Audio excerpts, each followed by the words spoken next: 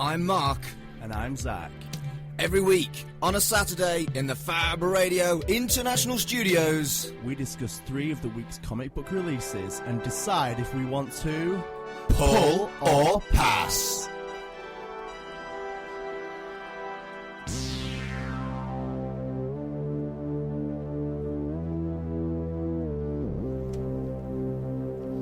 Hello and welcome to Pull or Pass, your weekly geeky comic book show. This is issue 20, and I'm Mark. And I'm Zach. Hello, Zach. Hey, Mark, how you doing? We have been doing this for 20 weeks. That's a lot of weeks. We have. We've been in the double digits now for 10 weeks. Yeah. We'd be 1 year. We'd be like one off being a proper grown-up, according to my granddad. I'll take your word for it. That's an obscure reference. An obscure reference to Mark Adams.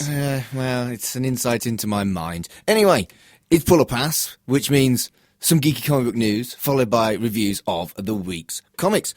Zach, have you got any news? I do got some news. Go on then, because I haven't got much. So, Bad Idea Publishing. Okay, I've heard of this. From me, I don't. But I've literally heard of Bad Idea Publishing. That's all I know. So tell me about Bad Idea Publishing. I'm going to hit you with the good part, and then I'm going to follow it with the bad part. You ready? Okay. So, the creative people associated with Bad Idea are Matt Kint, Doug Braithwaite, Marguerite Bennett, Josh Dysart, Okay. Eric Heiserer, Jody Hauser, Louis DeRosa, Jeff Lemire, Love Peter him. Milligan, Adam Polina, Robert Vendetti, Zeb Wells, and more. And it's being headed up by Dinesh, who used to run Valiant Dinesh? Comics. Darius Dinesh.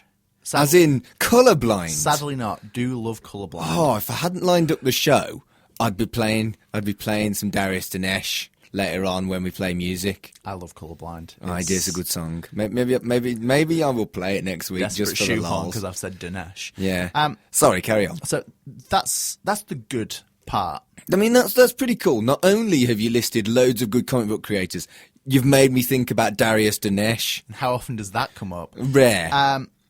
Here's the bad side. Right. Or potentially bad side. Let's see what you think. So, they've announced that there will be no trades, What? no digital, What? no collections of any kind, Oh, no variant covers, which seems kind of beside the point at this point. And Alright. they'll only be available from 20 comic book stores. by 20 comic book stores, do they mean like 20, as in literally only 20, or 20 comic book chains, like Travelling Man has got 4 shops? Would their 4 shops count as One shop. 1 or 4? Unclear. They've not for really, goodness sake. They've not really gone into that because that was my thought of, well, is that like Forbidden Planet's a shop or Forbidden Planet's a chain? Regardless, that's naff. What the bloody hell are they playing as? Yeah, and they've kind of said in a kind of, hey, obviously, we can't control if someone decides to distribute them digitally. Oh, so please pirate our stuff. We don't want to make money. It kind of feels that way. And some of the criticisms I've seen is this just going to mean everyone who gets a copy is going to eBay them? Right. They've also said every store, Yeah. all 20 stores will be limited to selling 1 copy of each comic to each customer. So Yeah, okay, you can that only makes buy sense. 1 of each. But it feels like they want other people to make money. They want people to sell their stuff on eBay.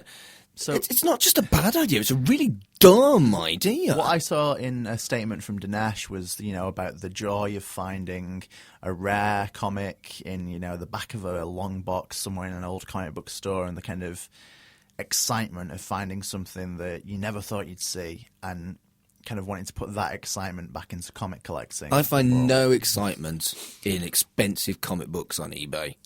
No, I don't know who does. It's a strange one. I find plenty of resentment. Yeah, totally fair.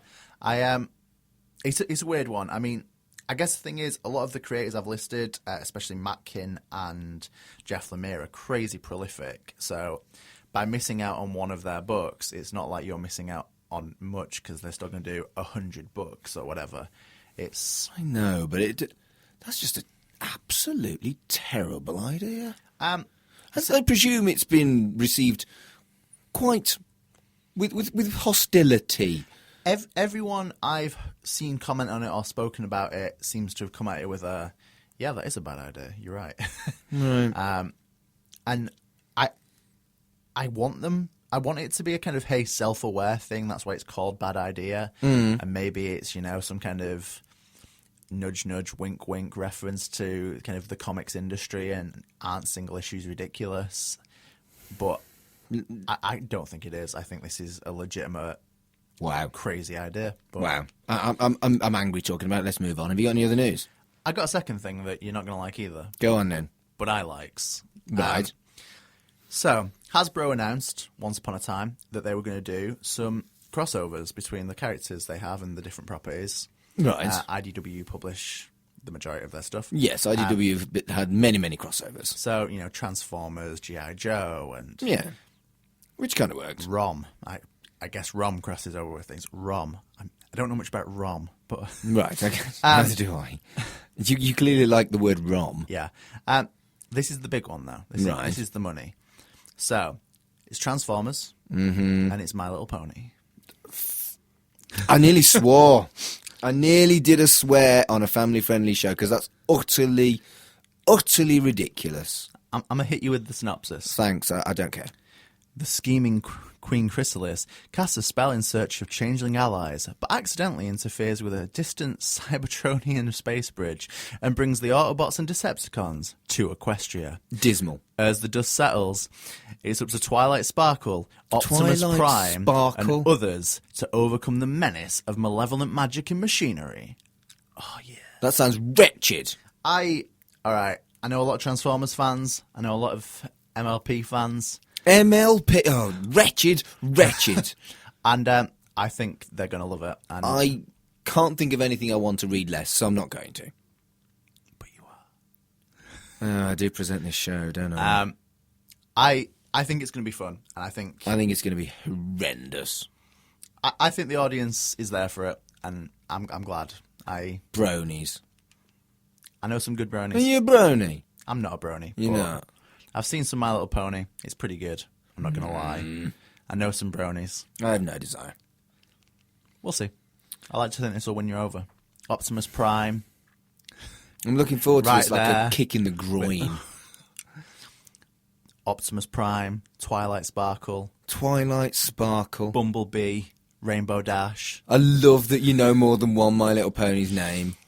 We're moving on. We're not talking about this anymore, because inevitably you'll make me read that utter pap as one of the comics on Pull or Pass. So Rarity, Applejack. just stop it.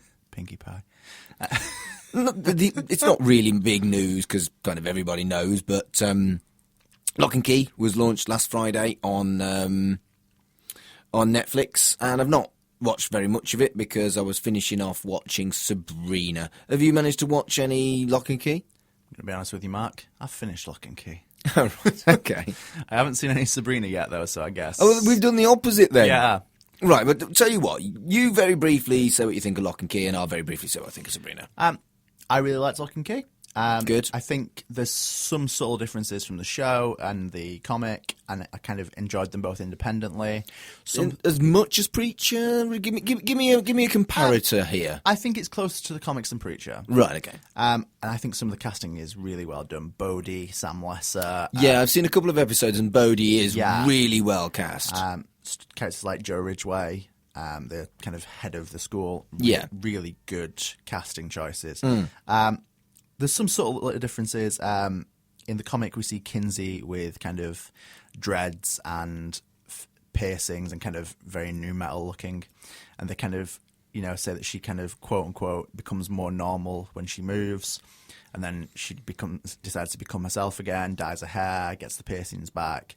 In the show, we see her dye her hair and decides to be more like who she is, and her parents say, well, her mum says, yeah, you suit this way more, this is who you are, but we never see the kind of new metal version. They've simplified it a bit, really. Yeah, but it was one of those finer details. There's a few fine details that I'm like, okay, that doesn't work as well as it does in the comic, but if you've not read the comic, I don't think it's going to change much for you. I think it's just because I reread the comic like 6 months ago, so it's very fresh in my mind.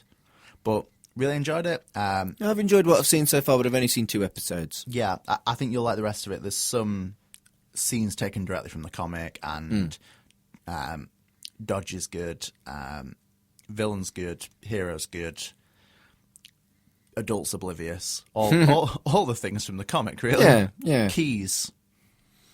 Also locks. Yeah. You're welcome. Good. Sabrina, there's so much to like about it, and the character development and stuff like that is wonderful. I particularly like the very sensitive way they've dealt with Susie's transition into what's his boy name? I knew that.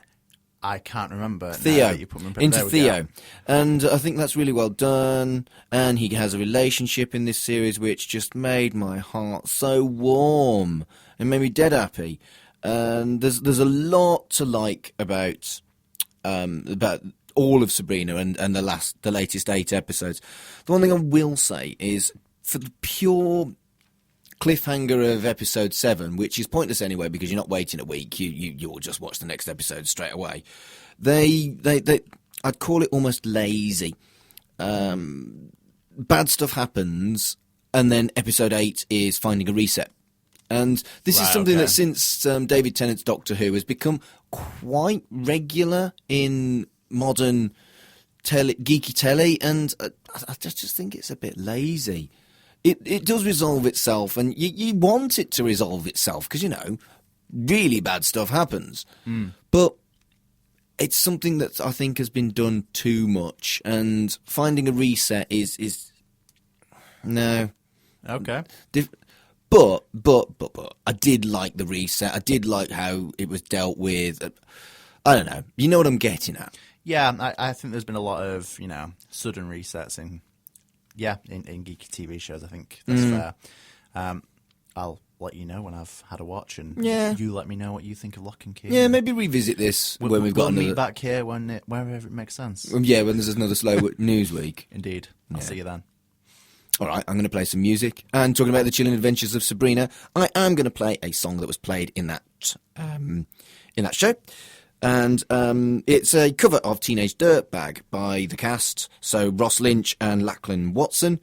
Have a listen, see what you think.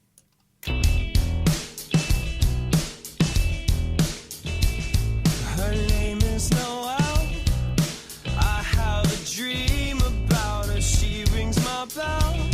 I got gym class in half an hour. Oh, how she rocks. In Keds and 2 socks. But she doesn't know who I am. Oh, she doesn't give a damn about me. 'Cause I'm just a teenage dirtbag, baby. Yeah, I'm just a teenage dirtbag, baby. Listen to Iron Maiden, baby, with me.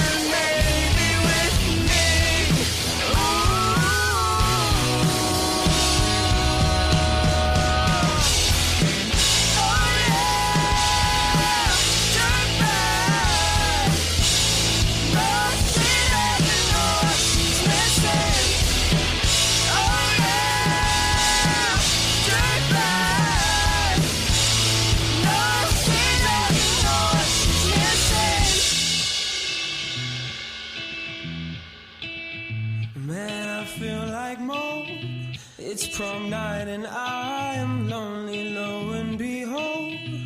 She's walking over to me, this must be fate. My lip starts to shake How does she know who I am?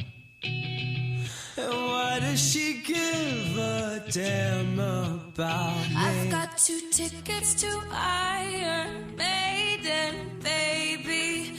Come with me Friday, don't say maybe. 'Cause I'm just a teenage dirtbag, baby, like you.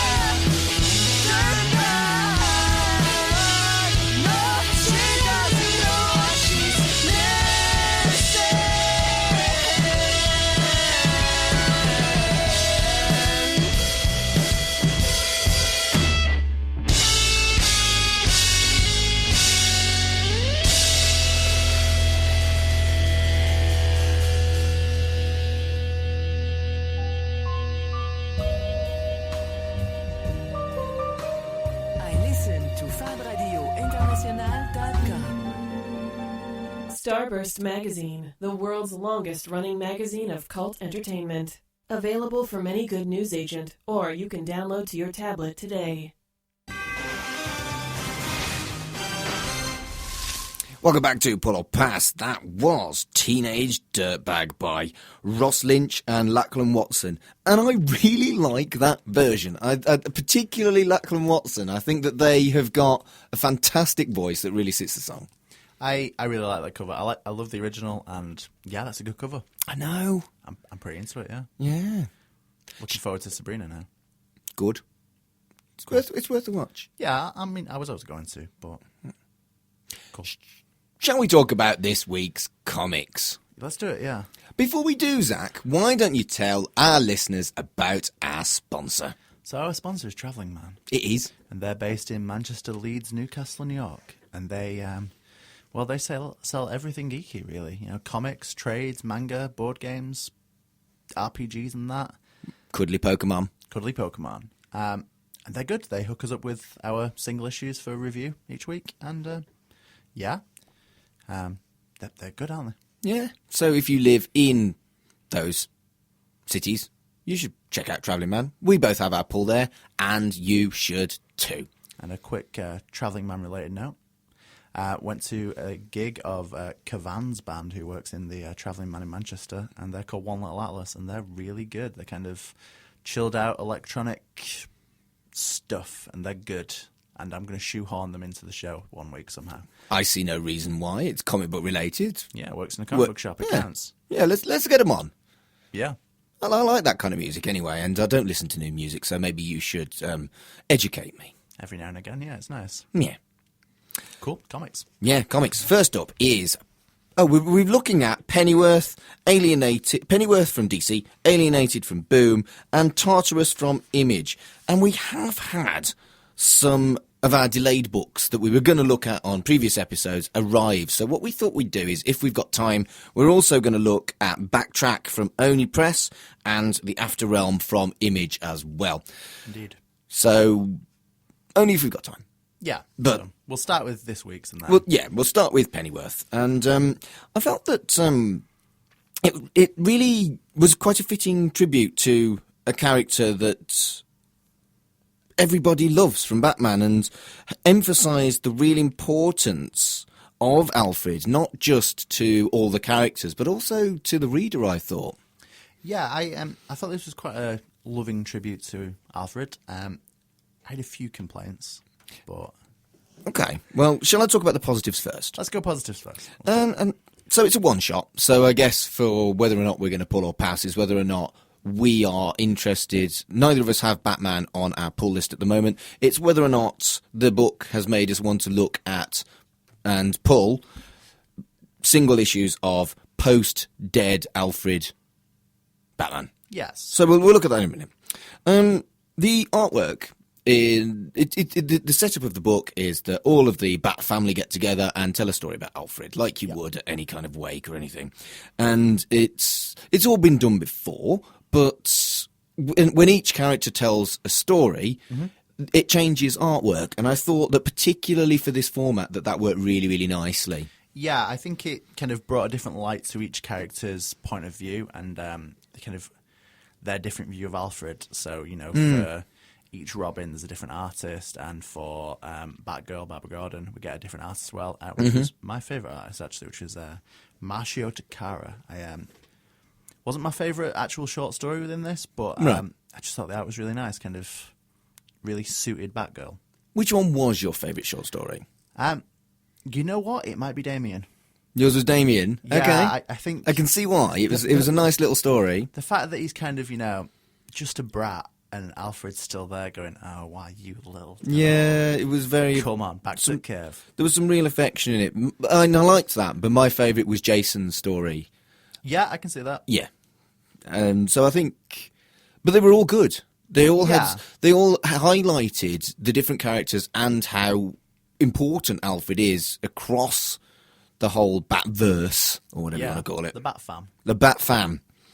And that being said, I thought that Tim Drake had the best line of the entire book when he said to Batman, "When we lost Alfred, we lost you too." And that was just like, that is... like I'd been stabbed in the heart.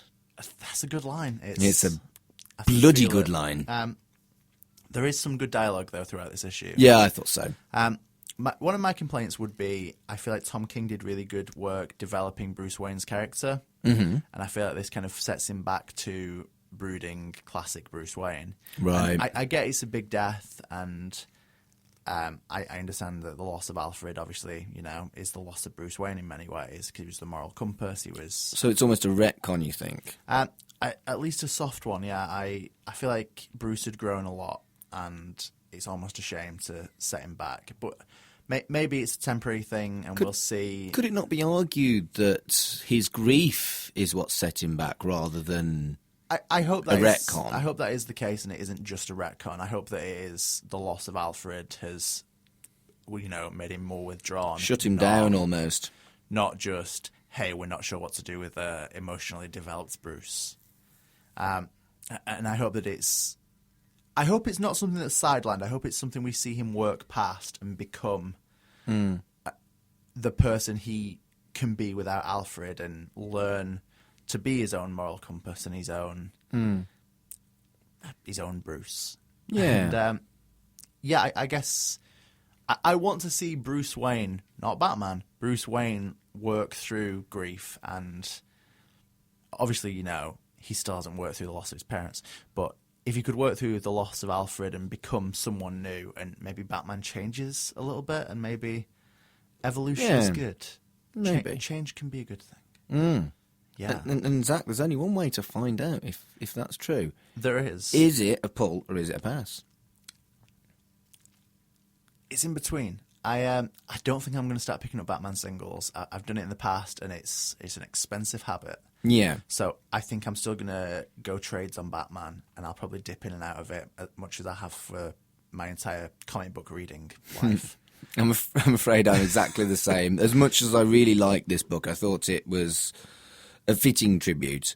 I have always read Batman via trades and picked the stuff that's been well regarded. And I think I may well enjoy post-Alfred death Batman, but I'm not going to be adding single-issue Batman to my pull. Yeah, I totally agree. Dead good though, and if you like Batman, this is a nice little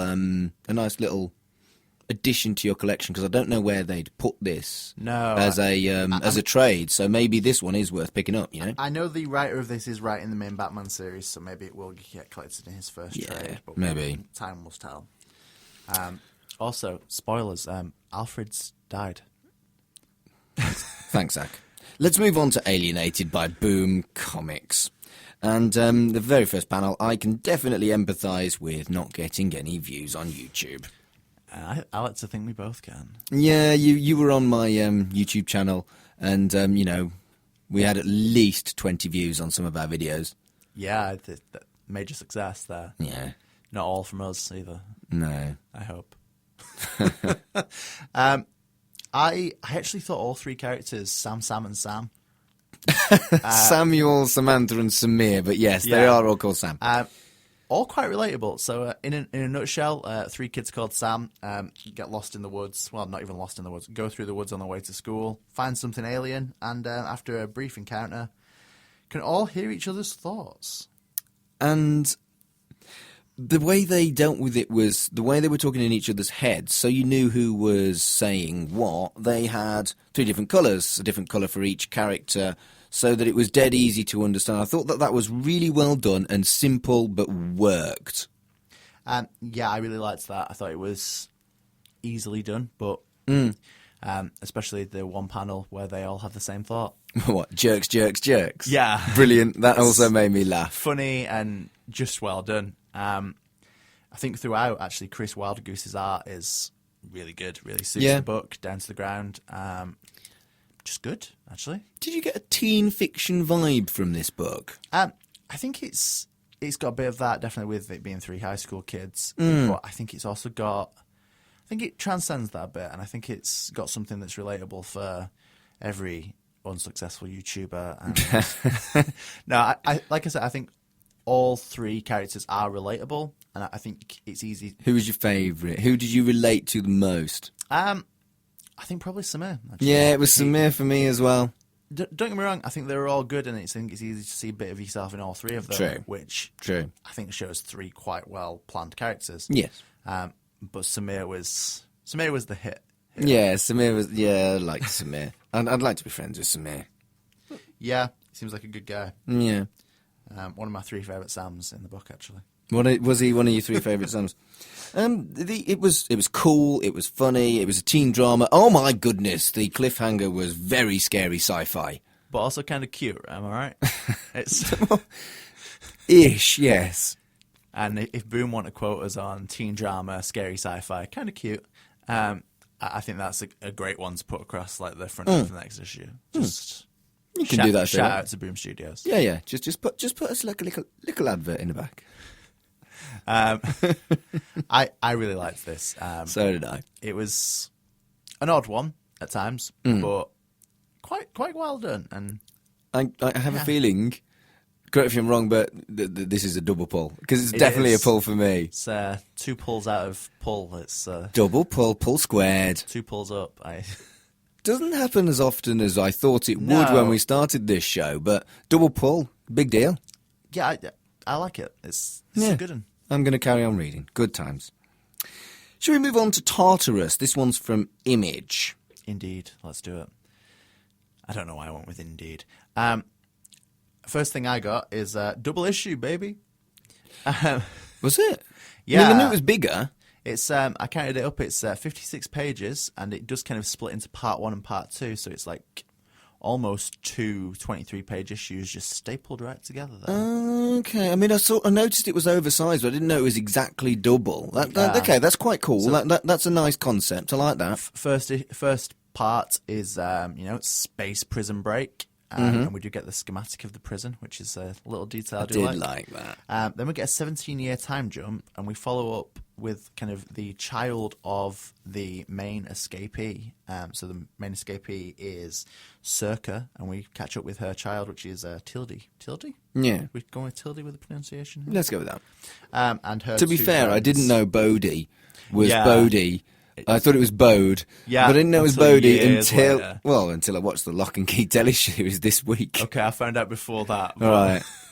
So maybe let's go with Tildy, and apologies to any Americans with odd names that we've mispronounced. Because we're going to do it, apparently. Yeah. But I quite liked the characters within this, and especially I thought the character design was really strong, but the artwork was weird. I didn't like it to begin with, and it kind of grew on me. I'd agree with that. By page 56, I was downright into it. Yeah, I just...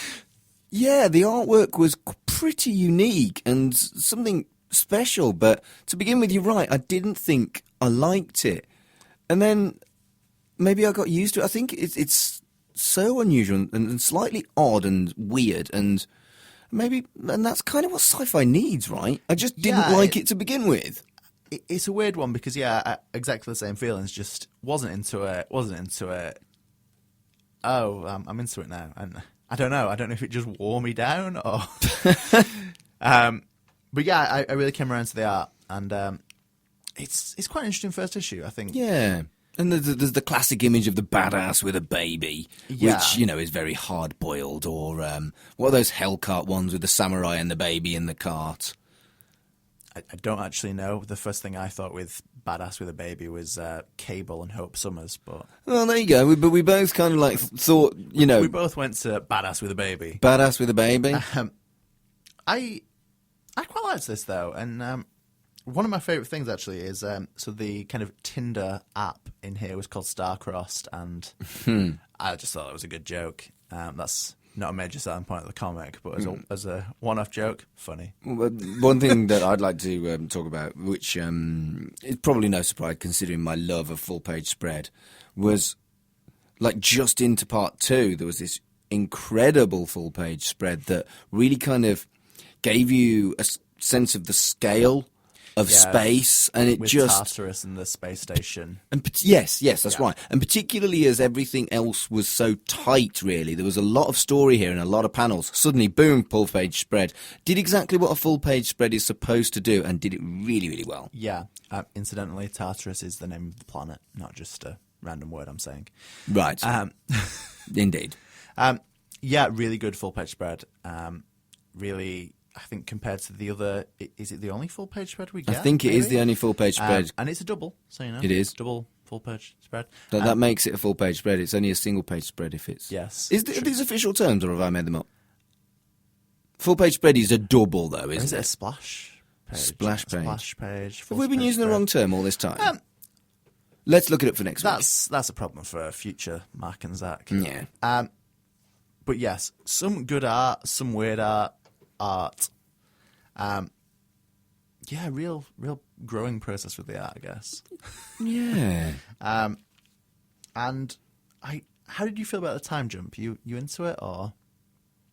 I think because it was two... Now you've mentioned it was 2 single issues, I think I would have deeply disliked the time jump if it had been issue 1 and I pulled it on the premise of the prison break, and then issue 2 was 17 years later. I'd have been like, oh, that's not what I pulled. So I think it would have felt like 2 different issue 1s. Yes, that's right. So I think that it was the right choice to make it a chunky issue 1. So no, I didn't have a problem with it because it was like this. I think I might have done if it had been issue 1 and issue 2, and the issue 2 was completely not what I was expecting. So, yeah. I agree, yeah. I think not what I expected. I didn't think we were going to get a 17-year time jump, and we have seen some good time jumps recently. I think Descender immediately comes to mind for sci-fi time jumps. But And what was the second Avengers film called? Endgame. Endgame, thank you. What is wrong with my brain today? I'm forgetting things. I quite like this though, but I'm not sure it's a pull. Do you know, I have exactly the same feelings. I can't quite put my finger on why I'm not going to pull it, but I'm quite selective now because my pull is, despite the fact I cut all Marvel comics because I got Marvel Unlimited, my pull is still gigantical, and I haven't got infinite money. No, neither do I, and it's something I think I might look back at when it's in trade, but for me to pull singles now, it needs to be something very, very special. I think I can only afford to pull 1 sci-fi book a week, really, and if that. So for this week, it is Alienated. I enjoyed Alienated more than Tartarus. I did, definitely. I think there's a lot to like in Tartarus, though, and yeah, I agree with you. I think the trade might be on the cards for us. Do you know, we have actually got time to look at our delayed books. Go team. Let's talk about Backtrack. That one is from Oni Press. Yes, it is. The cover is really cool. I really like the cover. I think it's a different artist in the interior. Just let me double check. I think it is, but it is a very, very cool cover, which... Marco D'Alfonso, and really, really cool cover. I do have a thing to say about this. It's a weird, Go on. It's a weird thing to say, but I need to throw it in because it was my immediate thought. So this is kind of a a race, and if you win the race, you can change your past, essentially. Yes. And what this immediately made me thought of is a friend of mine called Harry wrote, for part of his uni degree, a kind of short script called The Faust and the Furious. Right. About Dwayne Johnson racing the devil for his soul and the right to leave Detroit. I mean, good. And immediately when I started reading this, I thought, yeah, that really reminds me of racing the devil for, ridiculous stakes. And it kind of is that vibe, isn't it? It's a race through time with the potential to change your past. And is it the devil who's, he's called Casper something ridiculous, who's set up this race. But Yeah. You think he's the devil?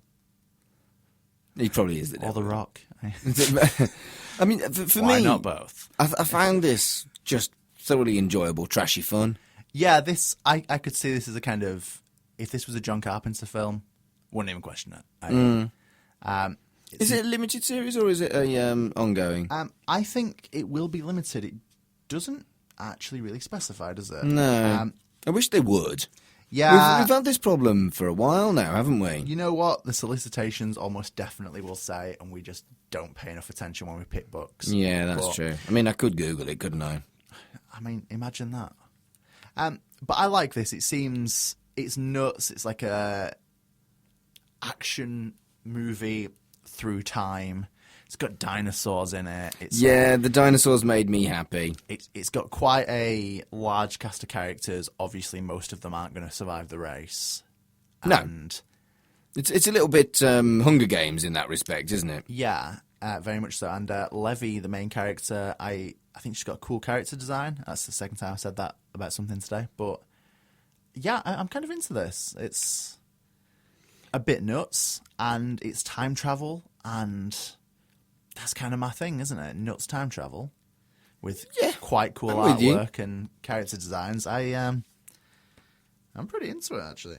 It's Brian Jones. It's Jones with an extra I in it, and Jake Elphick is the artist. And I quite like this one. It's harder than you think to look online and find out whether something's limited.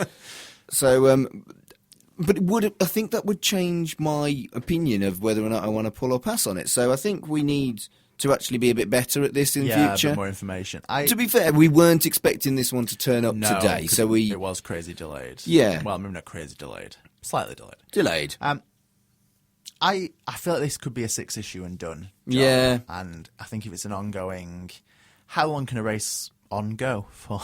Yeah, exactly. I mean, you've only got a certain number of characters to wipe out as well. Yeah. Talking about that, there was a panel with just before they were about to start. There was a page just before they were about to start the race, and it had all of the racers behind the wheel and small pictures of them all doing that. Yes. That was excellent. That was that's such a really good panel. It really kind of emphasised the intensity of the start of a massive, massive race, like who's on pole and things like that. It was it was really, really well done, and that made me go, ooh.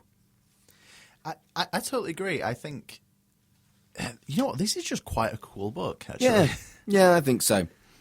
It for me, if it's a limited series, then it's a pull, because I want it to be nice and tight, punchy, cool story, get it told, get it done.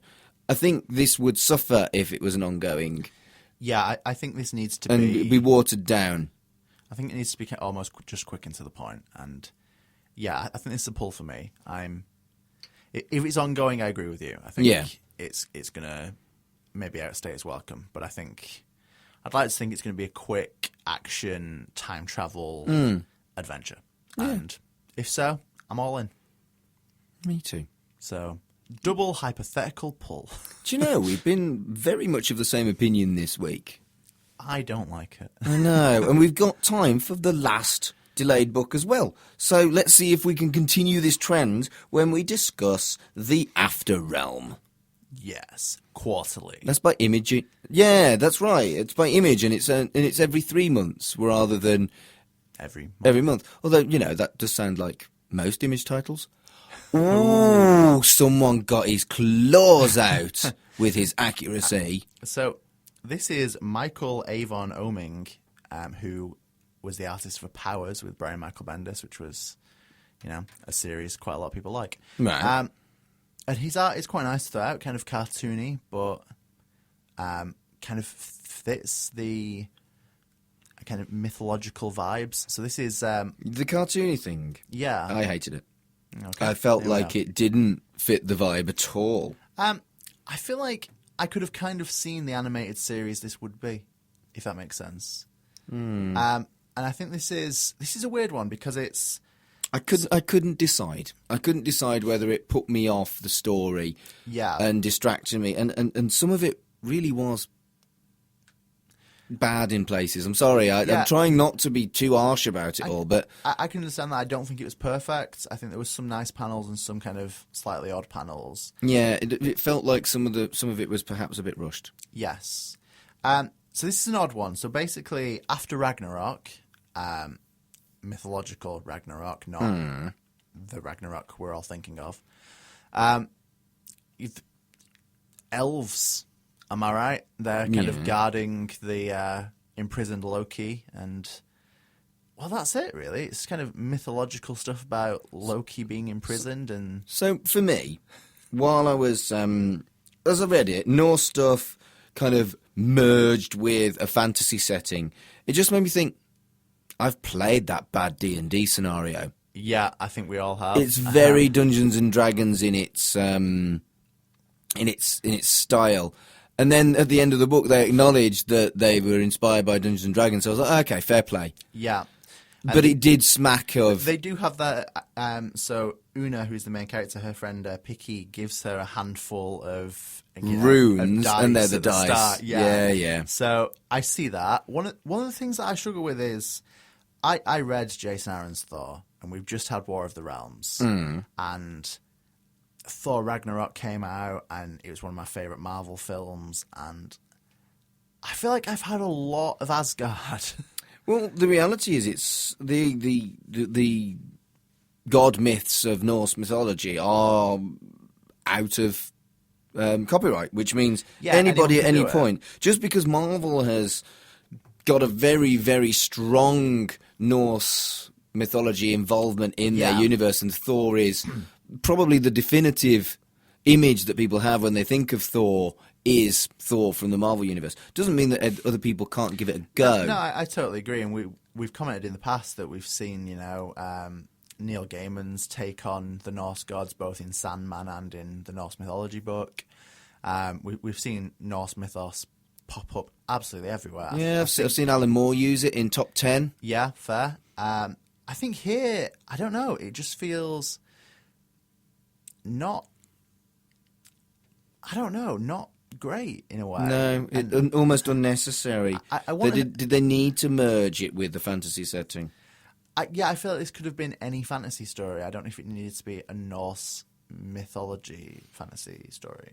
So I wasn't really into this.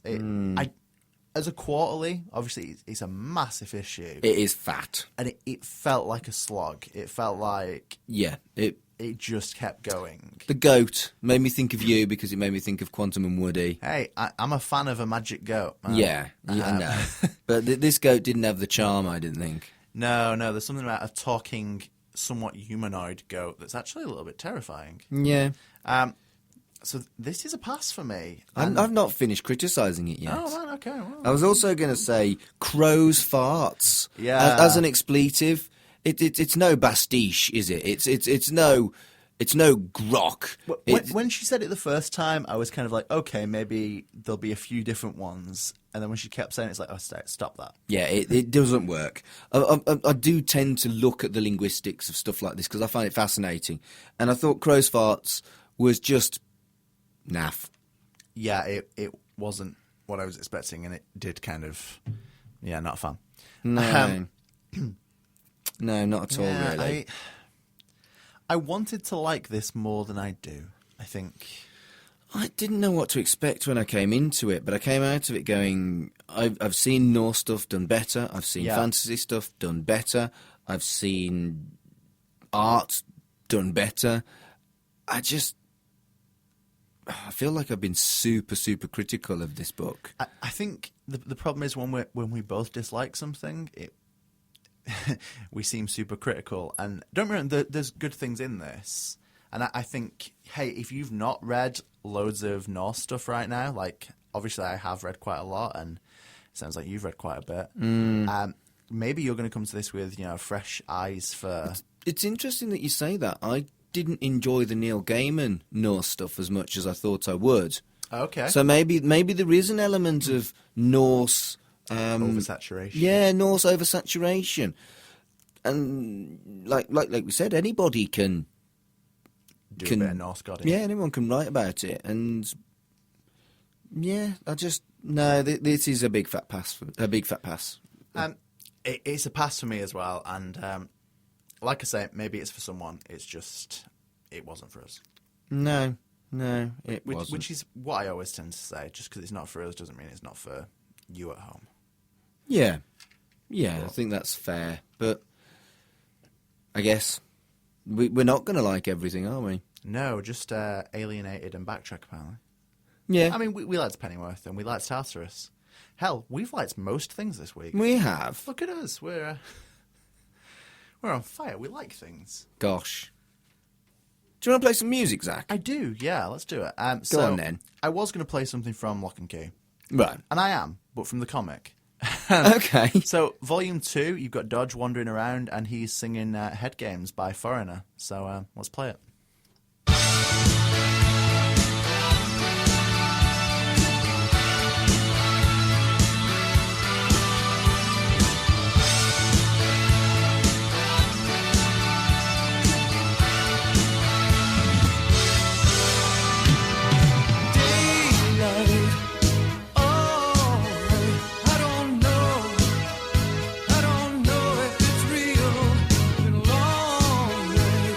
Something ain't right. You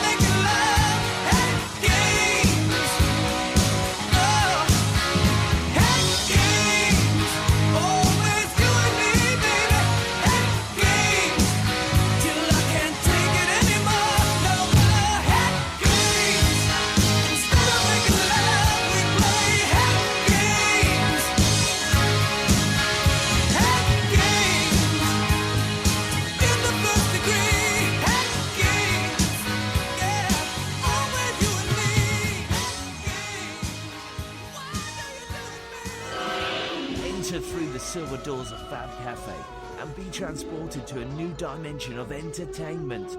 The world's first TV and movie theme bar, open 7 days a week. Geek events, film screenings, retro gaming night. We've got it all, and a whole multiverse more. 109 Portland Street, Manchester, England. Earth, the third rock from the sun.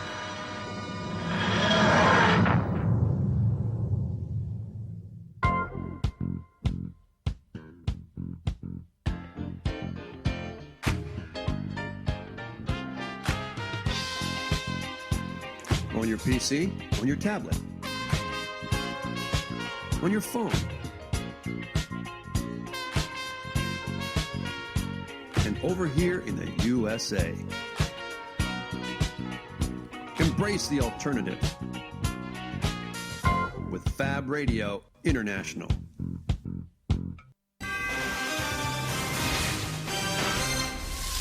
Welcome back to Pull or Pass here on Fab Radio International, the most listened to European internet radio station. So there you go, we're on that, Zach. And that was Head Games by Foreigner. It was Head Games by Foreigner, and I didn't think I knew it when you told me to play it. And then I listened to it and I was like, oh, I've heard that and I like it. Yeah, it's... Foreigner are good. It's better than I want it to be. I know. I do like it when comics have songs in them. I know, that's just a thing that happens quite a lot, but... Do you not think it dates them? I don't know, Lock and Key's from whatever year, 2013 or something? Right. And I think it just tells us that Dodge is from the 80s. True. And he is from the 80s. So I don't know, I think it depends. Sometimes, yeah, but sometimes I'm okay with that. Fair enough. Shall we look at what books we are reading next week? And this is it's another one of our indie weeks. There is no Marvel, no DC. We are doing 3 books from independent publishers. We are doing God Killers from Aftershock Comics, Dr. Tomorrow from Valiant, and On the Stump from Image. And I know you love an indie week, Zach. As do you. And we're here, you know, Fab Radio International, embrace the alternative, and we're embracing the alternative here. That's true. That's nice. Embrace the alternative. You are right. And I just wonder whether our listeners are fond of Indie Week. We would like to know your opinion. I think I'm going to post on social media about it and say, do you like Indie Week? Do you not like Indie Week? Because, you know, most comic book readers will be reading quite a lot of Marvel and DC and a smattering of indie. I think you and me are the opposite of that, actually. But, yeah, I don't know. I think it depends on individual people. I think I read a hell of a lot of Image. Yes, you do. I do. And I think I've been favouring a lot of, you know, Vault and Aftershock and Valiant. Valiant's a weird one at the moment. They're You've got off Valiant. But you love Valiant. I do love Valiant, but I think since kind of the change of who's in charge and since that, some of the kind of overarching, it used to feel like there was a united vision for Valiant. Right. There was. It was. And it's all Darius Dinesh's vault. That's right. Darius Dinesh, who's starting up Bad Idea, right, was kind of had a plan.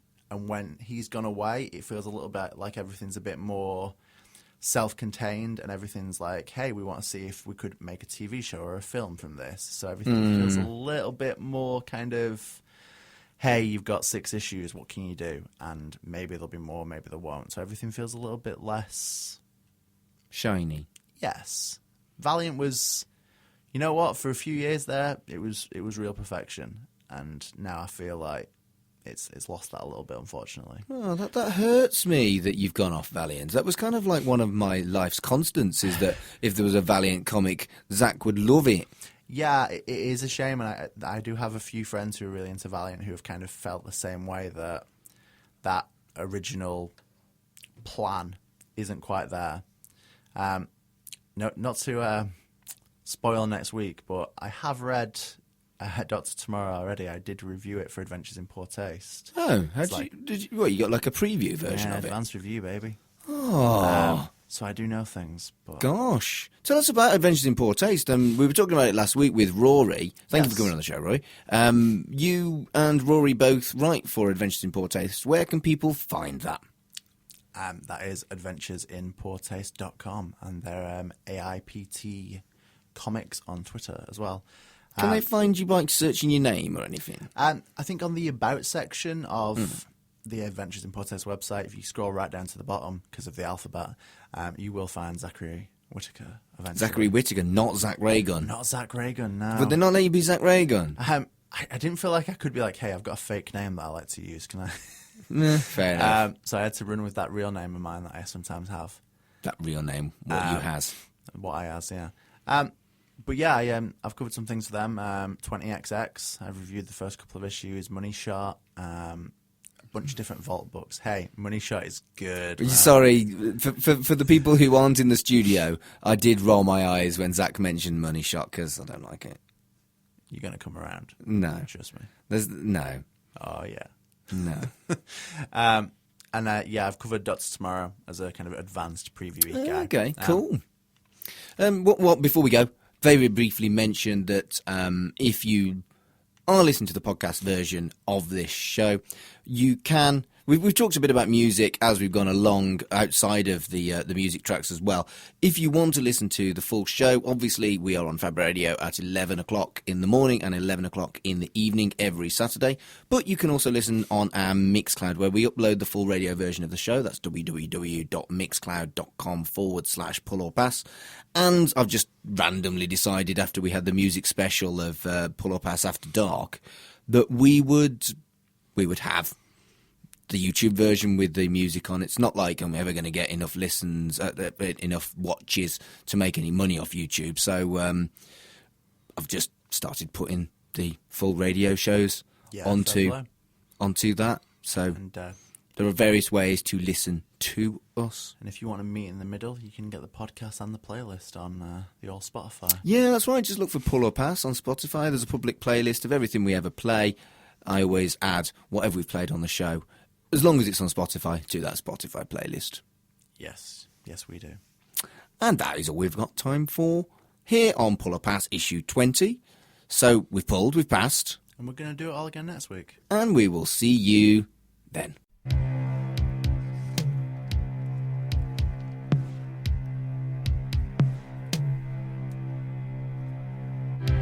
Thanks for listening to Pull or Pass. To listen again, it's www.mixcloud.com/pull-or-pass. Or you can listen to the podcast version on Spotify, Anchor, YouTube, and all other good podcast sites. Join our Facebook group, search for Pull or Pass Radio Show. Follow us on Twitter @PullOrPass.